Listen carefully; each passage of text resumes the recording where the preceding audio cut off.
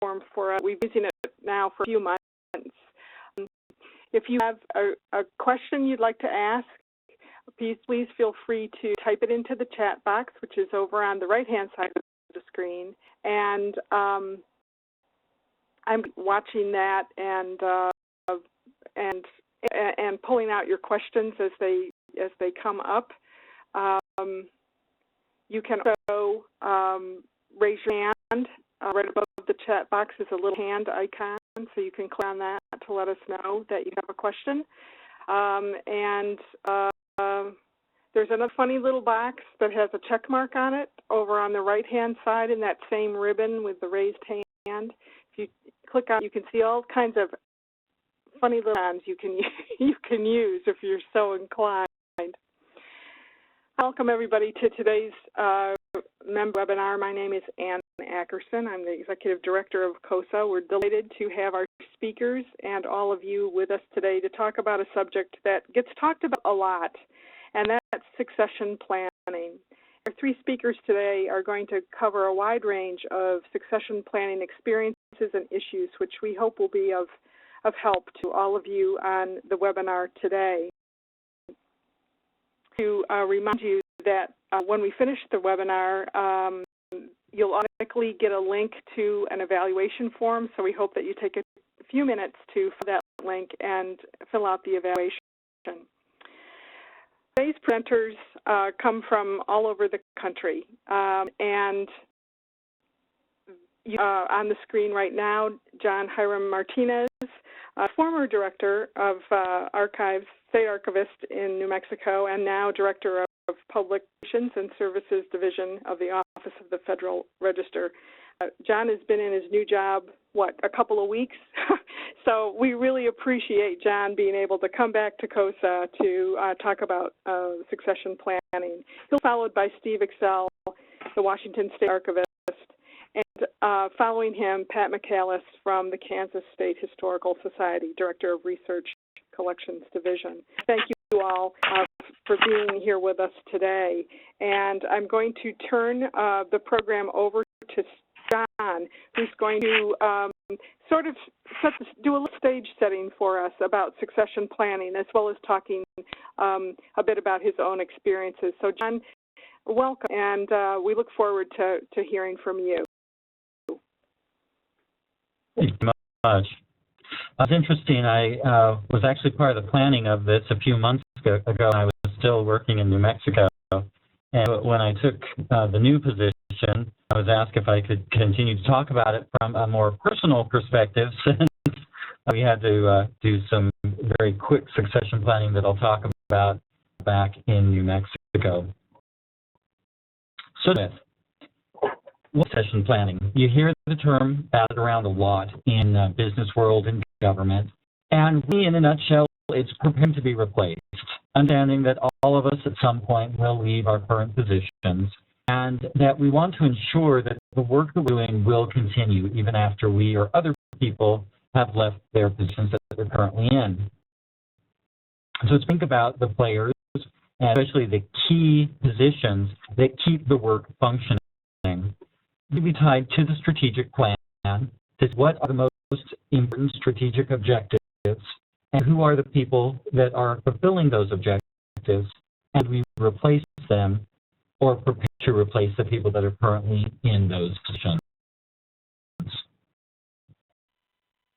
Now, in succession planning, there are some different varieties.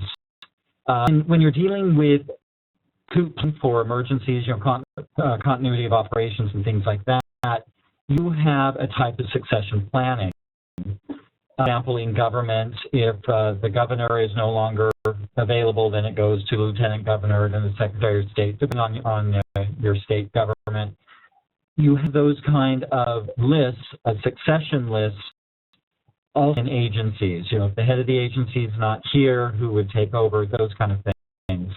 For emergencies, it's really just to get by. It's not really for the long term to continue. The long to continue also not necessarily dealing with emergencies, can just be regular people retiring or leaving their positions for other jobs. But to be in of managers as they go through that you'll need to replace workers and also replace yourself at some point for when they leave for whatever reason. So today I'm going to talk more about the second one, a long-term replacement, and how do we prepare for that. Important in succession planning to look for the talent in the people that are currently in your agency, in your organization. It deals with recognizing those people that have the potential to move into other positions and develop the talent accordingly. That you read on this frequently focuses on how you can groom employees and what practices and methodologies can be used so that employees that aren't currently in leadership can move into those leadership positions. It sounds great. It actually works well for small organizations, especially family-run organizations. It doesn't always work as well in government. Depending on certain state laws, or now I'm in the federal government, certain federal things, we can't just groom someone in the office, presume they'll be able to take over a position. I know in New Mexico, every position that opened, we should go out to everyone in the general public. And no guarantee that someone that we may have groomed internally will ultimately be the person that would take that position. I had one instance where we had someone who had left. The person in the office was actually covering that position for the person who had left. We thought that that person would most likely be the person we hired. That person did not come up on the list given us from the state personnel office. So any preparation we had done to groom that person didn't really come to pass, but we had to hire someone else. So with that in mind, the rest of my presentation is to talk more about how do we document a position to make sure that whomever comes in has necessary documents and other things needed so there can be less of a bump in the transition. Some of the things that can help with documenting a position are organizational charts, different policies, having them current and in place, procedures, flow charts for how work is passed through the agency, having current forms, copies of forms, sample filled out copies of forms, correspondence for the last few years can really help, agendas and also minutes from past meetings, and instructions if they have those can be a really big help to have those on hand for the new person that comes in. Sandra Jaramillo retired as the State Records Administrator for New Mexico, and I was appointed in her place. I had been in the agency for, almost 11 years at that point. I guess, no, I was there 10 years. I'm sorry, 10 years at that point. And, no, sorry, let me think, that was 11 years. Anyway, so I was familiar with a lot in the agency. I'd been on the management team for a number of years. And so I was in a pretty good position to take over. However, I didn't know everything, and there were a lot of the administrative details that I did not know. Sandra had a lot of time. She knew that she was going to retire, and she carefully prepared for that, much to my benefit and ultimately to the agency's benefit. Work files were organized and clearly marked.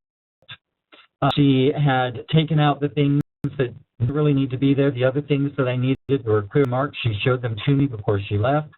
She had copies of all the blank forms I would need, plus instructions. Some of the more difficult ones, she had sample filled out copies so that I would know what to do. She had sample letters. She had sample agendas. She had different reports that would need, a little list of when reports would be due. Also gave me minutes for the regular meetings. She also even set up different directories for the regular commission meetings, the group that I actually reported to. She gave me a list of regular deadlines for things I'd need to worry about. She went through all of her email, organized it according to the retention plan, and did in our content management system. They were very, very useful, very helpful. So I was in a great position when it came in as far as all the documentation, the organization. Another thing is I had the same administrative assistant that she had, so there was continuity. So it was a very good transition. I mean, yes, there were some difficulties, some things that surprised me, but in all, I had everything that I needed, which didn't have when she came in, and that was part of the reason why she was so attentive, because she had to create a lot of those forms because her predecessor hadn't left any of them for her. So let's come to this year. In May, early May, I accepted a position with the federal government. And I spent a month to leave the office, to pack up my house, to put my house on the market, to find a place here in Washington, D.C., move to D.C. and start my new job here. I did not have much time as Sandra had to prepare for my successor.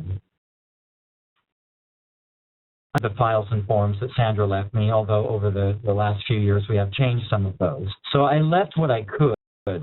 However, I was not as prepared as Sandra was, especially where my email was concerned. I saved my email, but it wasn't organized to the level that she had it organized, and so I have to apologize to my successor. My deputy was appointed the acting and going up to national search. So she may be long-term. We'll see what the national search comes up with. But I did my best. I wasn't to the same level that Sandra was, but I definitely had good there. So what I learned from this is that it's really important to be prepared. Standard operating procedures that are up to date, have available, have sample files and forms that are up to date and available, well organized, have the records current and properly managed. I must admit that I did have mine that were in pretty good shape, so with just a little bit of effort, I was able to transfer my permanent records to the archives before I left the office. Now, that I wasn't all that good was the email. I had been trying to organize them and put them in the content management system. I wasn't quite there. So I did make a copy of them, but sadly someone else will have to do the work that I could have done before I left. The thing that it came down to is it is much easier to have records if they are already properly managed, if they are current and up to date, if we are following the retention schedules. It's easier to do a handoff and to put the successor in a very good position to continue on. If records are not to that location, it can be very, very difficult because they may have to read them or go through them and organize to figure out what they have. So it can be very difficult that way. So again, for all of us that are in records, it's much easier to keep your records up to date and pass them off. And that I'm from this experience, that succession can happen at any time. I really wasn't planning on leaving the agency at any time soon, but I was offered a very good opportunity, and it happened quite suddenly. And I was not as prepared as Sandra was. I did not have as much time as Sandra did. This can happen at any time. People leaving for one or another can happen at a moment's notice. And so succession planning really needs to be a constant consideration, both as far as the development and grooming of talent in the agency, also having the proper documentation in place for people to be prepared. It is the best to constantly be prepared or with little effort get to that preparation. So it's better to prepare people. Remember that all of us can be replaced in our positions at any time, and make sure that the documents are properly prepared so that the work can continue on with as little disruption as possible. I will to Steve.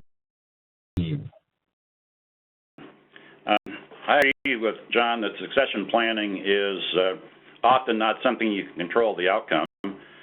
In the end analysis, it gets down to what the hiring authority is seeking in terms of leadership skills to run a program or an institution.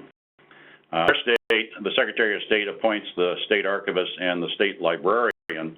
And talking a little bit about, I came into this job a year and a half ago, and I'll talk a little bit about how I came into this position.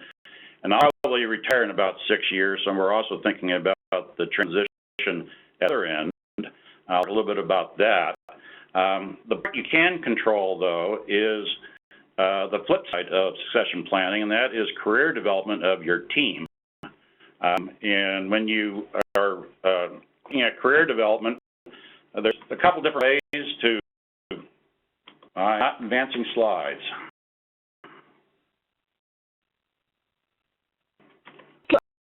Use your cursor and click in the slide window, and then try. Okay, there we go. There you go. I'll talk a little bit about the traditional path to the position I'm holding now, and I'll talk a little bit about the path I took, and it's very much like the Robert Frost famous quote, "My path was the road less traveled." It's a more unusual route in order to become a state archivist. Traditional path, all of our senior people who had 20 to 30 years of experience in archiving all retired in the past decade. I am the last graybeard in the building, and believe it or not, and most of those retirees started without formal training in archives and records administration. They had maybe had a liberal arts degree, but they learned the trade craft through hands-on experience and professional affiliations and so forth.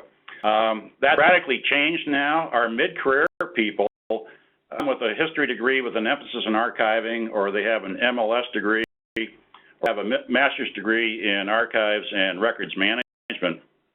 And West here with Western Washington University's master's program. So we are disproportionately representative of their graduates, and they do a magnificent job. It's a great program. I highly recommend it. We have some folks here that came in as certified records managers, having been a record manager elsewhere, either in government or the private sector. And it's a very traditional path, and is not like the path I took. When I was in law school, I hated legal practice. I hated trial work. My passion was public administration and public policy, and particularly cultural issues dealing with libraries, archives, and museums. And career took me on a path. I was a legislative director for a congressman from Seattle, who later became our lieutenant governor. And I was a chief of staff for one of our governors. And for the past 12 years, I was Assistant Secretary of State, supervises both the State Library and the State Archives, so that was in my bailiwick. And that was where my passion was. It wasn't in the law. My law degree is awfully helpful in my daily work, but I hate doing my own taxes. I don't even like to write my own will, and I don't like suing people, so I'm a really lousy attorney. But I do appreciate the skill set that it brings to the current job I have. I also had a background in technology during the beginning of the internet era in the 90s, pioneering a lot of web development and back-end databases, and that has served me well in my current position. And though I was in public administration, my background constantly drew me back into the world of archives and libraries. My first big battle in '74, and if you've been to the Library of Congress, the big white building across the street is the James Madison building. When it was halfway out of the ground, looking out my office window, working for the local congressman from Seattle, you could see the building rising out of the ground. Well, the House of Representatives announced they were taking it over as a House office building, leaving the Library of Congress in their Victorian building without any modern space. And I asked my boss if we could fight to save it. It did, and we won. Daniel Borstein, the famous historian, was a librarian of Congress at the time. He couldn't speak because he was hired. He's actually an employee of the Congress.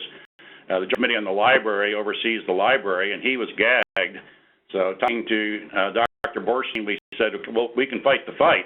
And he says, please do. And I realized then public policy can change the future of institutions. And back in the early 80s, when I was the governor's chief of staff, the archives program in this state was dying. It was people, and every time I turned around, there was another position taken away. It was buried in the Buildings and Grounds Agency that mows the grass at the campus. And so it was exactly the wrong place to have an archives. So after the governor said, what about moving it into the Secretary of State's office? We have a Secretary of State who's passionate about history. And that saved the state archives and allowed it to grow into the program that it is today. And rolling forward, In 2002, putting technology together, we decided to do the Digital Archives project, and it was a major project. It was a building as well as the technology side of it. And so some of the things in my past have fed consistently into the archives program over the years. And the very last major battle that we've had, and I won't go through all of them, is the budget battle. In my previous position, I spent a lot of time working the legislature, the governor, and the budget office to keep both the state archives and the state library alive. And it probably now, we so well with professional staff, our biggest challenges are external, where they're trying to take money away from us and shrink the size of our program and our staff and our ability to do business every day. So I think the reason I was actually selected, and I'm going to talk about that, my boss was Sam Reed, and he was in office for 12 years, and I was assistant secretary for 12 years, but he retired. And when elected officials retire, there's an election. And the new Secretary of State was Kim Wyman. She was elected in 2012. We worked together very closely because she was a county auditor. In fact, she replaced my boss as county auditor in Thurston County, which happens to be where the Capitol is located. And we were good friends and worked closely as professional colleagues. But guess what? She had her county executive team she wanted to bring into the office. So the Secretary of State's office went into a total reorganization. We have a new elections director. All the positions changed. And I came into the role as state archivist, which is my passion. I love it. I've loved every day since I've been appointed. And it turned out to be a change, but a terribly big change because for the previous 12 years, I had gone to every archives managers meeting and been involved in every policy and project initiative. So I knew all the players, I knew all the programs, I'd been involved day to day with the entire staff. So it was different, but not really different. The skill I think Kim Wyman was looking for was manage our budget challenges, which I had been previously doing. Push the digital frontier forward, which we did with the Digital Archives, and wanted to continue to grow that program. That's what our customers and patrons and researchers are demanding from us, more stuff online. We're also out of space. All of our facilities are virtually full, and so we need temporary space as well as permanent building. And then to do all that, you have to build stakeholder support with legislators, the governors, the budget office, all the people that control your destiny. And so far, the State Archives has done reasonably well. We're smaller and leaner since 2008. The State Library has not done as well. They have been cut by over half and are in a severe budget crisis this current biennium and are being asked to make even further cuts. And so while we feel that we could do with more resources, we look at the library and realize we could be in much more dire straits. So the set that she was looking for and the skill set I brought to the position were a good match. And sometimes you go into the more traditional route, it doesn't necessarily bring all the exterior linkages to get you the resources to get the job done. Now, if I can get this job done in the next 6 years to get financial stability and the proper spaces, my successor could easily come out of the career archives field. I'm blessed with a very strong deputy. You may know Terry Badger. He has a master's degree in archives and records administration from Western, and he has 15 years of experience here at the archives. And he is a very strong fiscal manager, has an excellent skill set, could easily be a top quality candidate to be state archivist. However, that decision will wait, and that decision may wait until 2016 because even I could be replaced in 2016. There will be a new Secretary of State, and if there's one elected, and not if Kim Wyman's reelected, I could stay probably for the next 6 years as I would like to. But we're in control of the Secretary of State's election in 2016. But we are in control of grooming and developing the next generation of leadership. we tilt on the inside of the career path. We have a lot of people mid-career and early in their career, and we are trying to develop their skill sets to move up into more senior management positions as they go further in their career. We call it other duties as assigned, bringing them in and giving them some challenges outside their normal program area and comfort zone to develop their abilities, and they are coming along nicely. I think we can do more with some of our folks just starting in their careers to help bring them along and take on additional responsibilities. But I would rate us as doing a good job of developing our staff. I think we want to do a great job, so there's a lot of discussion here about how we can keep our staff challenged, and we don't have a lot of upward mobility because people tend to come here and stay here for their career. We don't have a lot of people that leave. So we have at least one strong contender that could be my replacement if and when I'm gone, and we have some that are a little further down the line that we need to bring along, and who knows where any of them might be in 6 years when I retire. So positions here are seldom under control, but I think by developing your team as long as it can be, at least you'd have one variable, and that is you have some good internal candidates. Even if there's a national search, there's nothing better than a national search that turns up an internal candidate that can do the job. And so we're like the federal government. We can't determine and anoint someone. The secretary makes that decision. She likes to make it on merit, so there's usually an interview panel for positions, and we usually have people outside the institution or the agency in those panels. So, but we make sure we develop a strong set of potential internal candidates. So with that, I'll turn it over to Pat, who actually has a different story about where her agency tilts versus ours. We don't have any graybeards but me. Pat? Thank you. The slides advanced.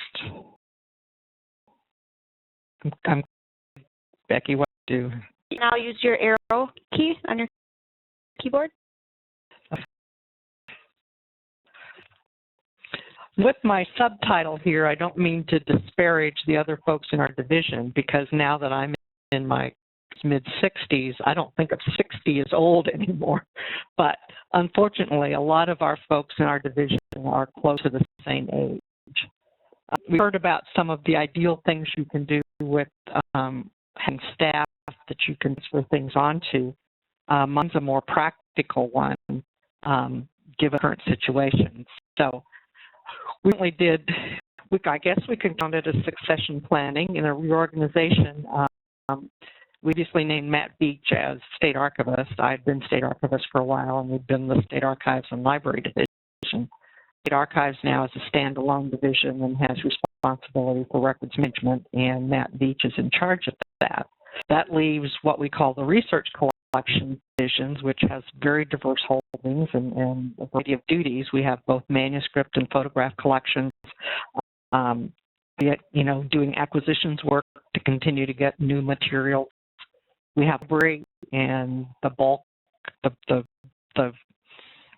China shop in the library collection is that we have a comprehensive newspaper collection for Kansas, and that's one of the things we're wanting to try to keep, but we're now getting into digital newspapers and that sort of thing.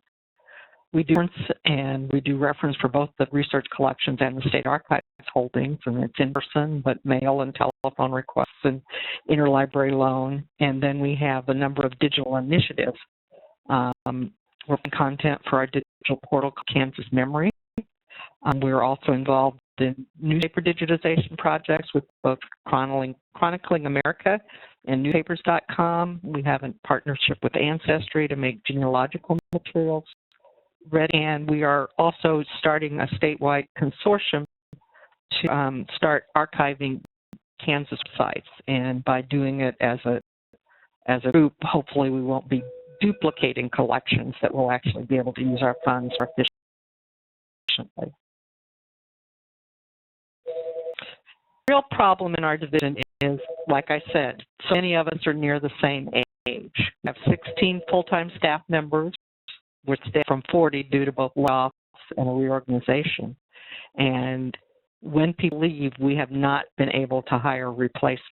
So we have 8 that are now retirement eligible, 2 they'll be soon, and we really have 2 who are under 40 years old. Under 40 years old.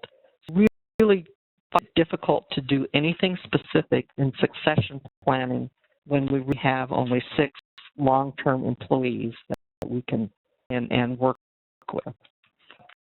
How do succession planning when there's no one to and train? We're in the process of prioritizing tasks that aren't getting done to budget cuts, but we're limping along with lots of little things, so we need to deal with some of those.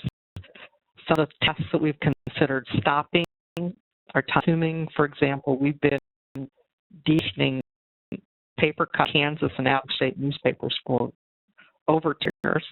If we consider withdrawing as a federal depository library, there are lots of steps that are involved in that.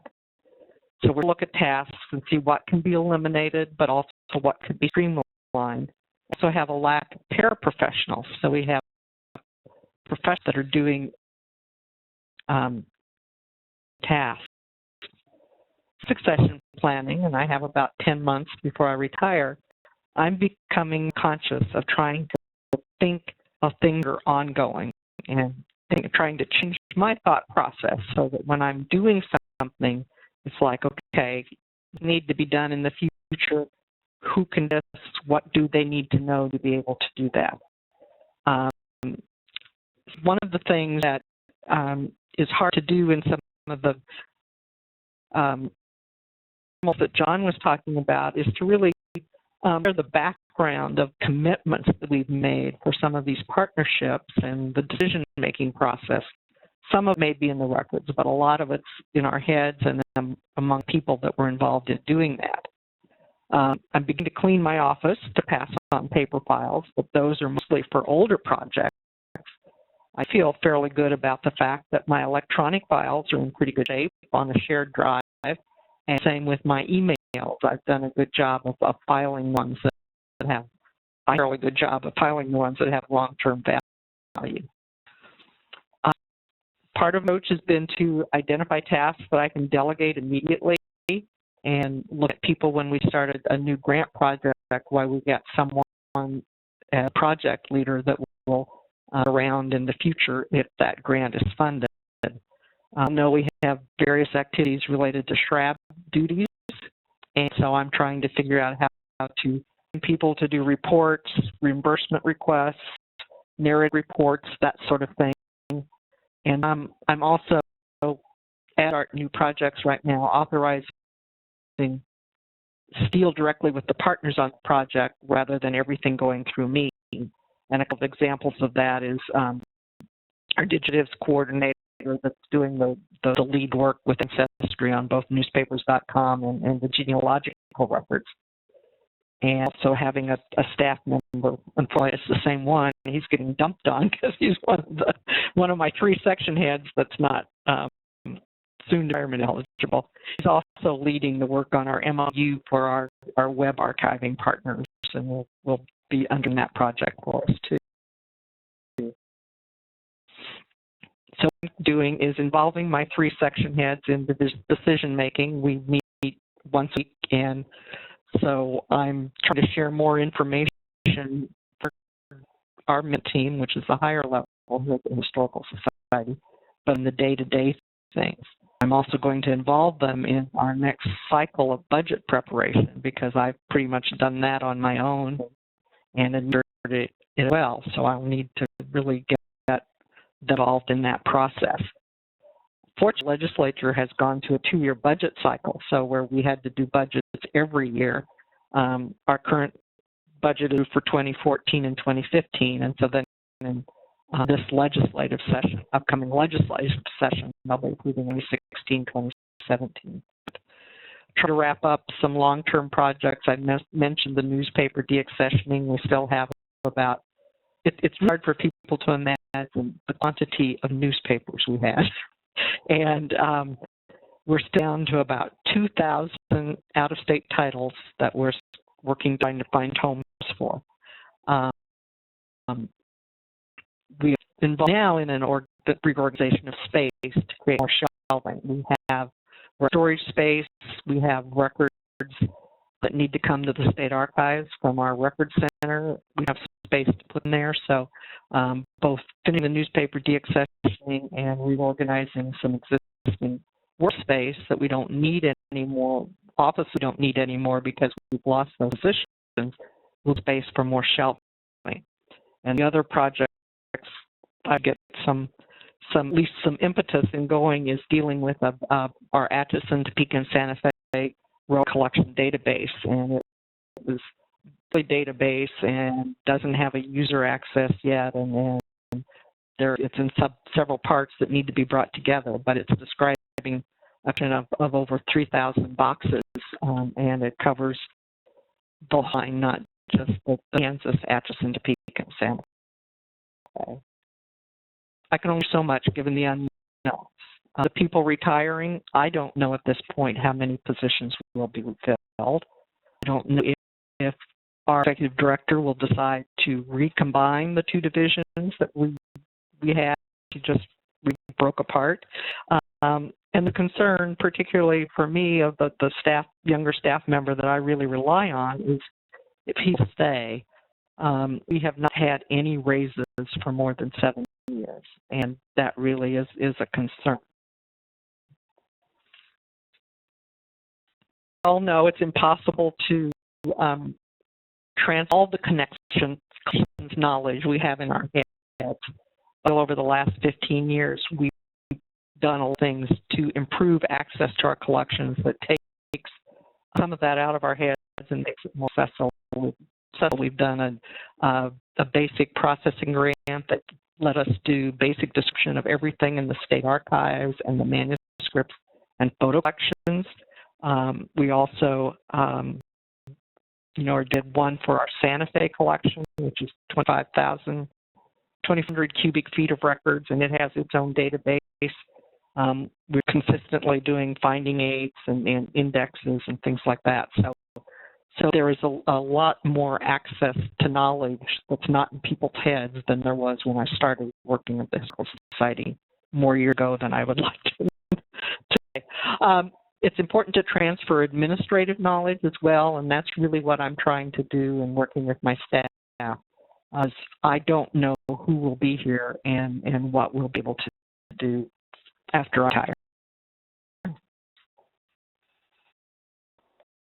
Thank you so much, Pat, Steve, and John. I think that the three of you have been able to provide us with a really wonderful sort of multi-layered perspective on this issue of succession planning, and giving us insight into not only the technical practicalities, but also, Pat, what you touched upon with this whole notion of how do you share decision making, how do you even share your values for your position going forward. And I typed early on a question in the chat box, the wrong box, to John about how available you're going to be, given your rather transition out of your organization. How available will you continue to be, or can you continue to be, to your former employer going forward? And I think I'll kick off our general Q&A section now with that question to John. I plan to be very available, and my new boss, Charlie Bart, he's the head of the, been very good. I mean, he allowed me to participate in this today, so yes, I do plan to be available. So far, they haven't really contacted me for anything. I've contacted them for a couple of things I needed for personnel and stuff, but they haven't contacted me yet, but I'm still available. Good, thank you. Steve, you talked a lot about developing your team, and I'd like to know how many resources in terms of time and money and opportunities do you devote to developing your team?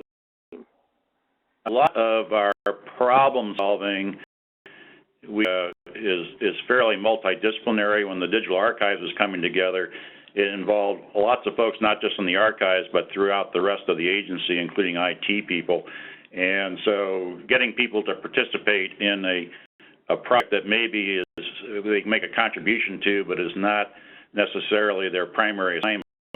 The other thing that we try to do is take our younger people, give them assignments that pull them out from the thing they do every day and do something entirely different. For example, because we need to improve our stakeholder support, we have a person who does our e-newsletter as other duties as assigned, doing more communications and outreach type stuff.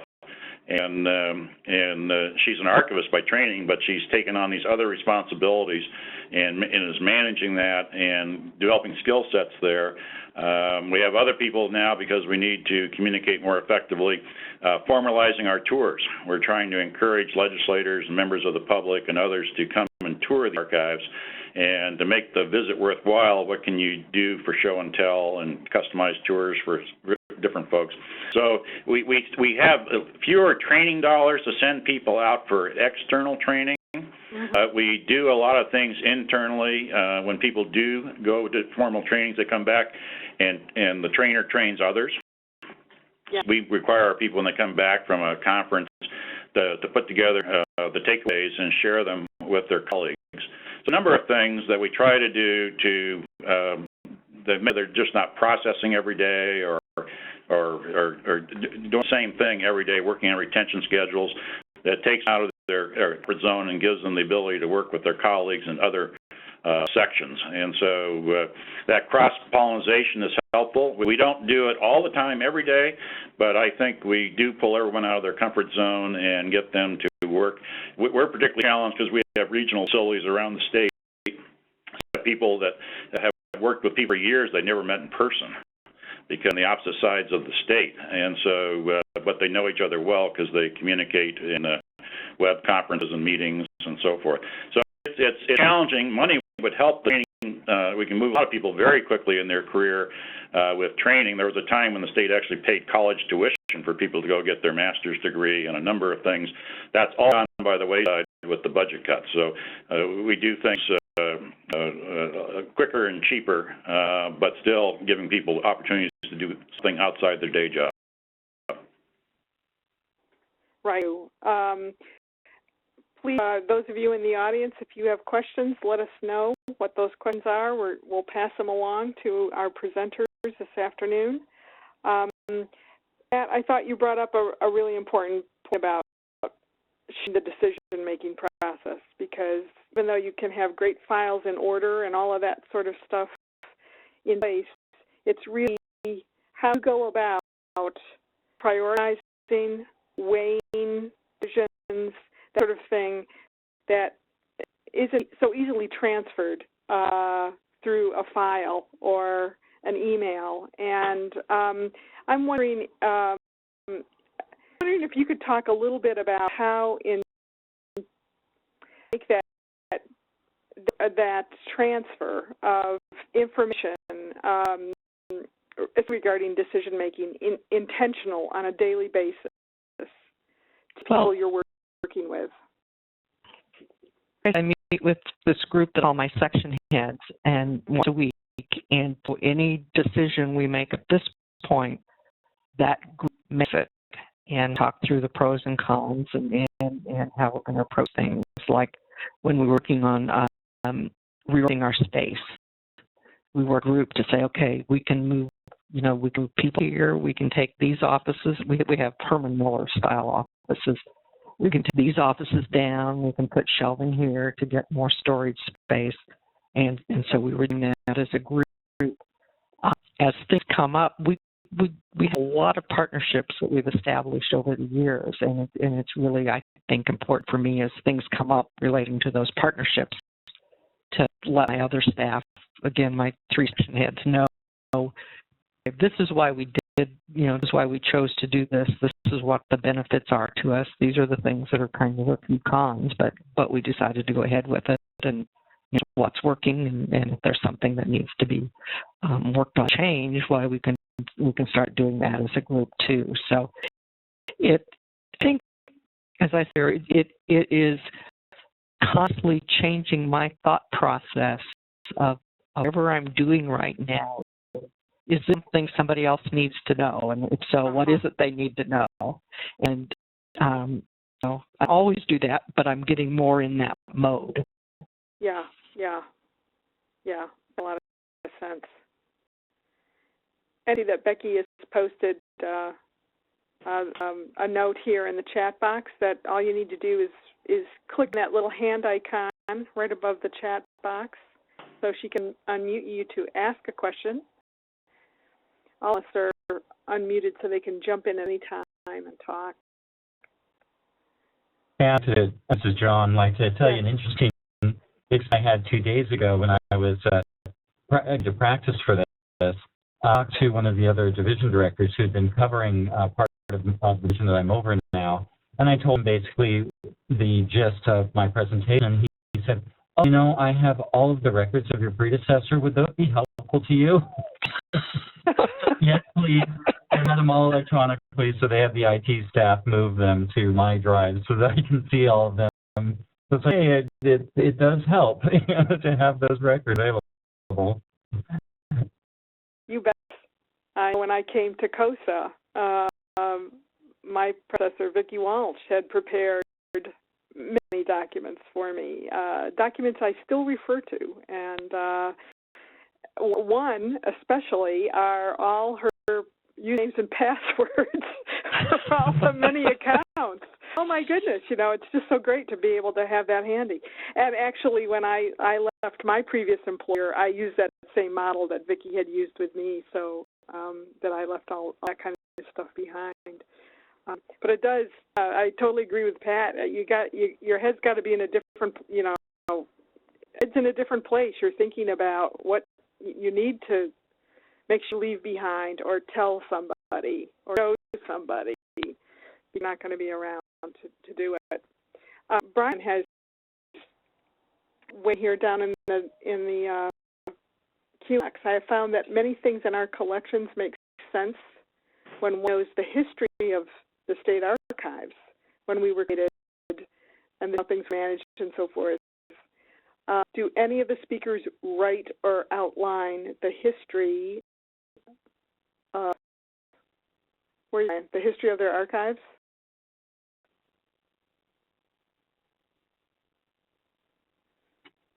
Yeah, I had done that, not as part of this, but as part of our annual report that we had ongoing interesting little things. I had, with help of the state historian and some other state historian had put things together.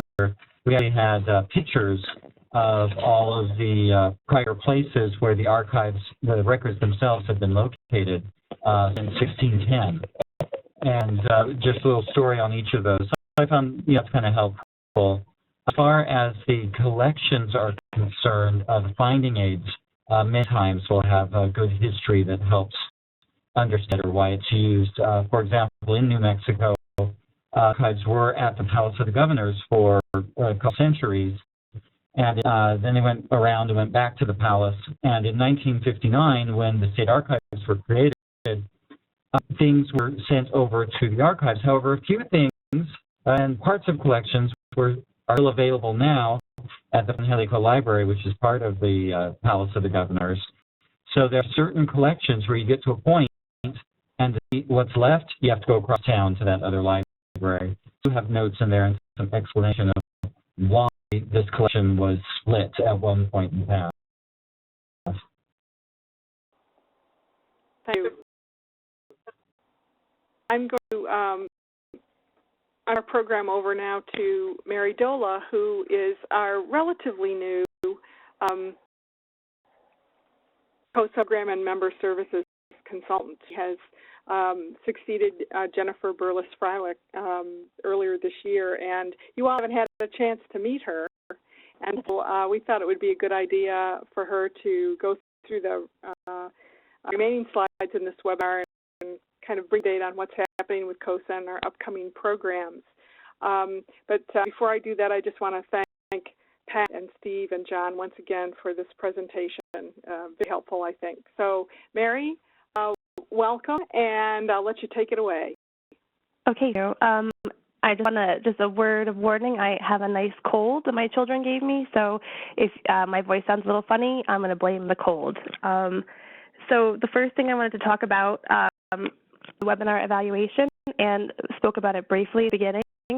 When you exit the webinar today, you will automatically be taken to an online webinar evaluation form. You could take a couple of minutes to complete the survey. It really is very helpful for us when planning future webinars.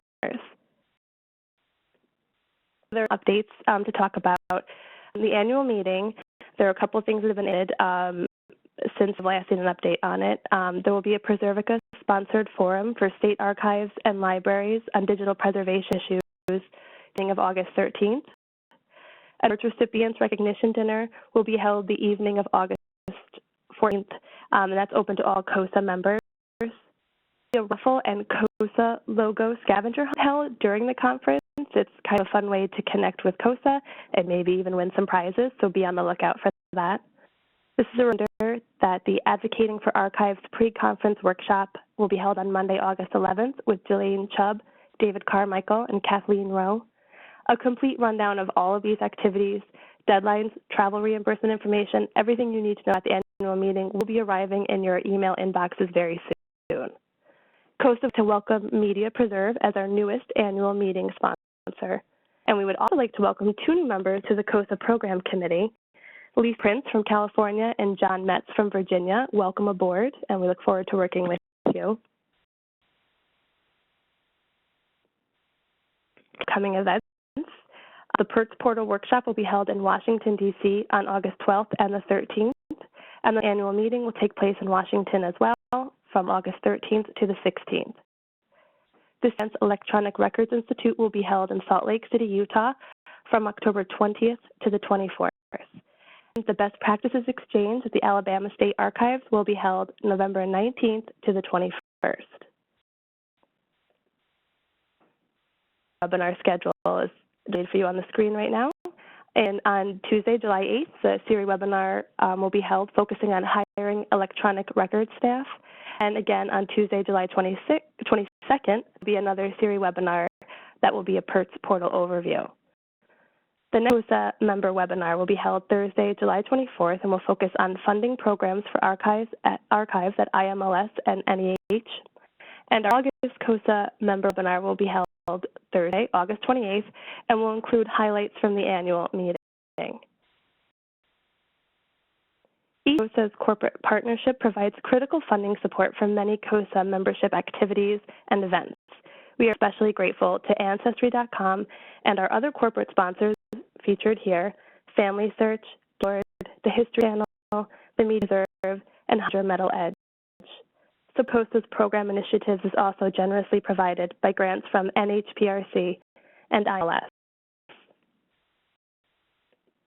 We want to be connected and informed with what COSA is up to, so please be sure to visit our website, the COSA Resource Center, which is up and running. Follow our blog, check on Facebook. We have a COSA Facebook page and a CERI Facebook page. And of course, you can follow us on Twitter. That concludes the sort of whirlwind up for you guys. We want to thank the presenters again, Steve, John, and Pat, for taking time to talk to us about succession planning. Thank you to all of you for taking time out of your afternoon schedule to attend the webinar. Thanks to Dee Juleson, who literally, without her help, we would not have had this webinar today. We hope to see you at the next COSA member webinar, which will be held in July, and enjoy the rest of your day.